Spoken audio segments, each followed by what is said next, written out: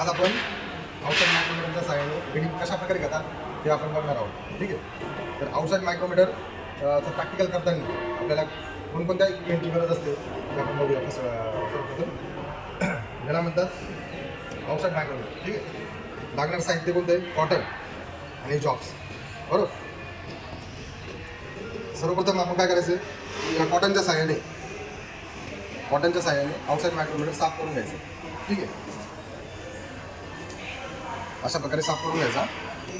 Spindle वगैरे साफ करून घ्यायचं. जॉब पण साफ करून घ्यायचे.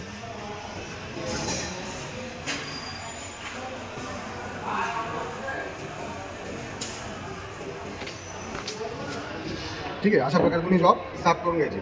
साफ आपण कशासाठी करतो? साफ ही रिडिंग प्रॉपर येण्यासाठी रिडिंगमध्ये कोणत्याही प्रकारची एरर येऊ नये त्यासाठी आपण काय करतो, जॉब साफ करून घेतो आणि मायक्रोमीटर पण साफ करून घेतो. दुसऱ्या स्टेपमध्ये आता आपण या आउटसाईड मायक्रोमीटरच्या पार्ट्सबद्दल माहिती घेऊया. ठीक आहे. याला म्हणतात फ्रेम. काय म्हणतात याला? फ्रेम. याला म्हणतात स्पिंडल. काय म्हणतात याला? स्पिंडल. याला काय म्हणतात? अँव्हिल. बरोबर. याला काय म्हणतात? बॅरल किंवा स्लीव. याला म्हणतात जो सर्क्युलर स्केल याच्यावरती याला म्हणतात थिंबल. काय म्हणतात? थिंबल. आणि याच्यावरती बघा इथं दोन स्केल दिसतात. ही लिनियर स्केल दिसते आणि सर्क्युलर स्केल दिसते. बरोबर. याला म्हणतात, वरच्या स्केलला म्हणतात मेन स्केल. ठीक आहे. खालच्या स्केल आहे सब डिव्हिजन स्केल. ठीक आहे. आणि याला म्हणतात रॅचेट स्टॉक. जर चांगल्या प्रकारे बघितलं तर तुम्ही इथे आपल्याला या स्पिंडलवरती आणि ॲनिमलवरती दोन टिप्स लावलेल्या आपण. हार्ड एंड फेस असतो तो, आणि त्याचं जे मटेरियल आहे कार्बाईड असतं. ठीक आहे. ज्याचं ही कार्बाईड कशासाठी लावता की आपण कंटिन्युअस यूजमुळे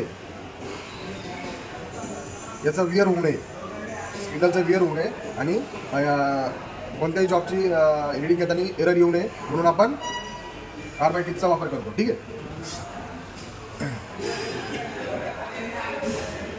याची माहिती आहे, याला लॉक म्हणतात. ठीक आहे. याला लॉक म्हणतात. हे लॉक होतं. आणि हे जे मायक्रोमीटर्स आहे हे रेंजमध्ये अवेलेबल असतात आणि त्याची रेंजची माहिती इथं दिलेली असते. बघा हे 25/50, 0 to 25, 25 to 50, 50 to 75, 75 to 100 अशी रेंज असते प्रत्येक मायक्रोमीटरची. ठीक आहे. आणि ते कोणत्या कंपनीचं आहे तिथं वरती दिलेलं असतं. बरोबर. नंतर आपण एक काय करतो, आपण नंतर मायक्रोमीटरचा उपयोग करताना सर्वप्रथम आपण 0 आहे की नाही ते चेक करून घेतो.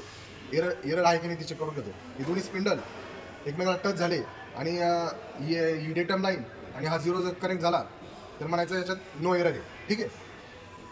आपण सर्वप्रथम काय करतो, एरर चेक करतो. एरर नसेल तर त्यानंतर आपण रिडिंगला स्टार्ट करतो. ठीक आहे.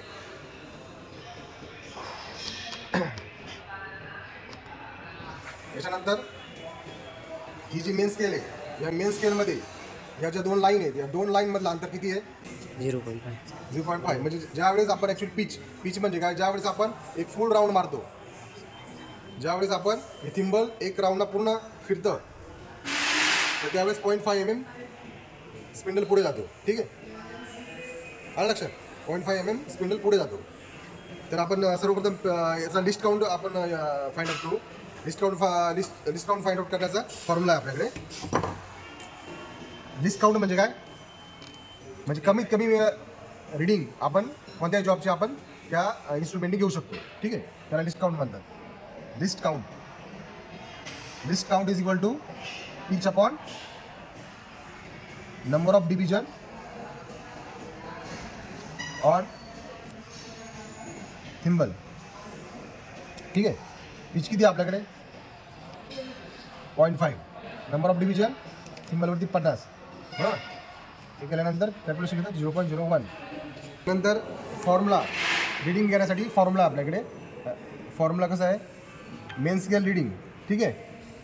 प्लस सब डिव्हिजन रिडिंग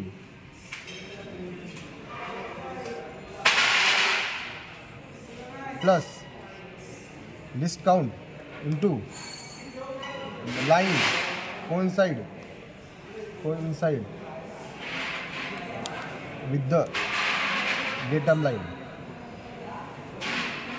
हा फॉर्म्युला काय फॉर्म्युला आहे main scale plus sub division reading plus discount into line of thimble coincide with the datum line. बरोबर.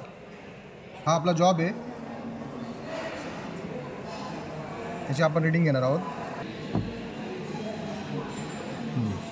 हे बघा सर्वप्रथम काय सांगितलं मी तुम्हाला. सर्वप्रथम आपला फॉर्म्युल्यानुसार आपण जाऊ. ठीक आहे. सर्वप्रथम आपण मेन स्केल रीडिंग बघायची. ठीक आहे. मेन स्केल रीडिंग बघा किती आहे 25 30 35 40 आणि किती हा 45 आणि पुढची एक लाईन दिसते. बरोबर दिसते की नाही. हां ही 46 ही झाली 46. बरोबर. हे बघा काय दिसते मेन स्केल रीडिंग प्रथम आपण चेक करायची 46.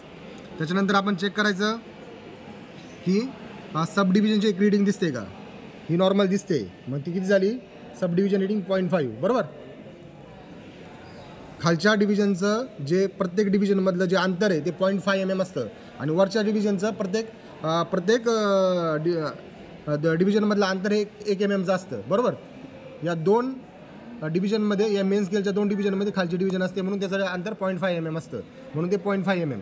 नंतर आपण काय चेक करायचं की हा जो डेटम लाईन आहे ही डेटम लाईन थिंबलच्या कोणत्या लाईनसोबत कोइन्साइड झालेली आहे. बरोबर ते चेक करायचं.